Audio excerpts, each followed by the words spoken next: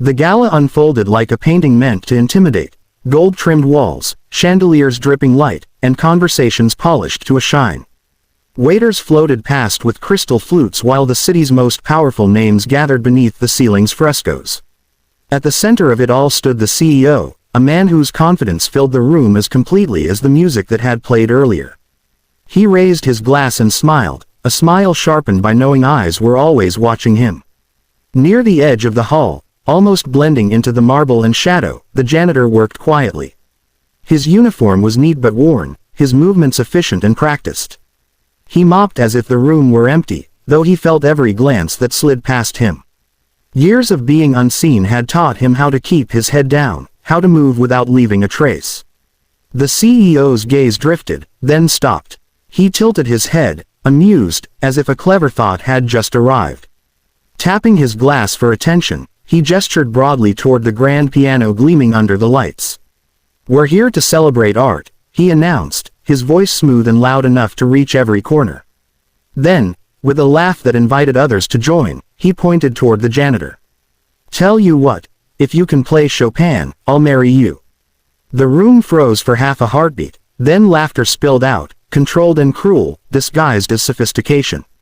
Some guests smiled politely, others looked away, uncomfortable but silent. The janitor stopped mid-stroke. The mop rested against the floor, water slowly spreading. His fingers tightened around the handle as heat crept up his neck, not anger alone, but something older, heavier. For a moment, he considered pretending he hadn't heard.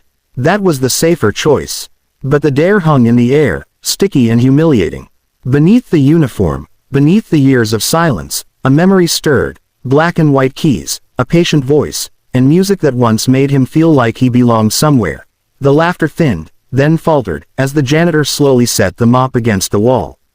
The soft clink of the handle touching marble sounded louder than it should have, echoing in the sudden quiet. Heads turned. A few guests leaned forward, curiosity overtaking amusement. Others exchanged glances, as if silently asking whether this was really happening. He took his first step toward the piano, measured and calm, though his heart beat hard against his ribs. Each footfall carried him away from the safety of invisibility. The polished floor reflected the chandeliers above and his own small figure below, a reminder of how exposed he was. The CEO watched with raised brows, a half-smile lingering, confident this walk would end in retreat.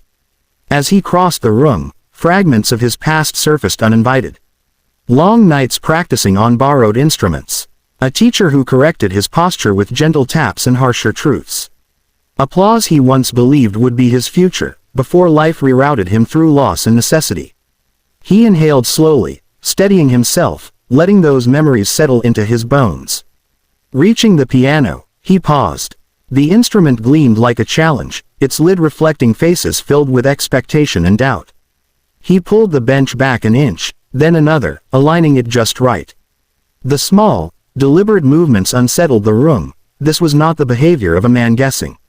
This was ritual. He sat, smoothed his sleeves, and placed his feet carefully on the floor. For a heartbeat, he closed his eyes, not to escape, but to arrive. The noise of the gala faded into a distant hum. All that remained were 88 keys and the space between them. When he lifted his hands, the CEO leaned forward slightly, amusement giving way to uncertainty. The janitor's fingers hovered, steady and sure, poised above the keyboard.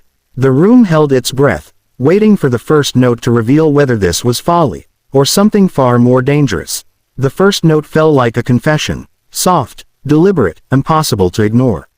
It drifted across the hall and settled into the silence, reshaping it.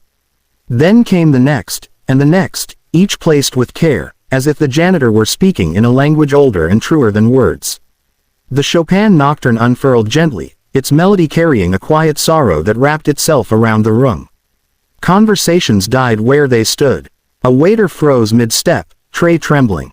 A woman near the front pressed her fingers to her lips, unsure when she had begun to feel so much. The music was not loud, yet it filled every corner, brushing against the gilded walls and softening their sharpness. The janitor's shoulders relaxed as his hands moved, memory and muscle working as one. He played with restraint, honoring the pauses as much as the notes. Each phrase rose and fell like breath, revealing discipline forged through years of practice and loss. This was not a performance meant to impress, it was an offering. The melody carried longing, of chances missed, of nights spent choosing survival over dreams, and transformed it into something luminous. The CEO sat straighter now, his glass untouched. The smirk had vanished, replaced by a frown of disbelief. He had expected chaos, perhaps a few wrong notes and a quick retreat. Instead, he found himself pulled into the music, confronted by a mastery that demanded attention and respect. Around him, the audience leaned forward, bound by a shared stillness. As the piece approached its final passage, the janitor's touch grew tender, almost reverent. The last note lingered, trembling in the air like a held breath, then slowly faded. No one moved. The silence that followed was deeper than any applause, a silence that acknowledged something had shifted, and there was no returning to how things had been before. For several heartbeats after the final note faded, no one dared to move. The chandeliers still glittered, the air still smelled of champagne and polish, but the room felt altered, as if the music had rearranged something invisible yet permanent. The janitor remained seated, hands resting lightly on his knees, breathing steady. He had given the piece everything it asked of him, no more, no less. Slowly, he stood. The scrape of the bench against the floor broke the spell, and a collective inhale rippled through the guests. Faces that once wore polite amusement now held awe, confusion, even shame. A few people blinked rapidly, embarrassed by the moisture in their eyes. They had come to witness a joke and found themselves witnesses to truth instead. The janitor turned toward the crowd, his gaze calm, neither defiant nor apologetic. His eyes briefly met the CEO's. The man who had commanded the room now looked smaller, stranded between disbelief and regret. The promise he had thrown out so casually, meant to entertain, hung uselessly between them. "I don't need your offer," the janitor said quietly. His voice didn't rise, yet it carried farther than the CEO's ever had. "Music isn't a trick you use to laugh at someone. And respect isn't something you gamble with." There was no accusation in his tone, only certainty. Applause began hesitantly, then swelled, rolling through the hall like a long-delayed correction. People stood. Some clapped with reverence, others with relief, as if thanking him for reminding them who they were meant to be.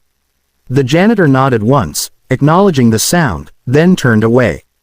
He walked back to the corner where his mop waited, picked it up, and resumed his work. The CEO did not clap. He couldn't. Words, wealth, and power had failed him. In the space where his authority once lived, only silence remained, and it said everything.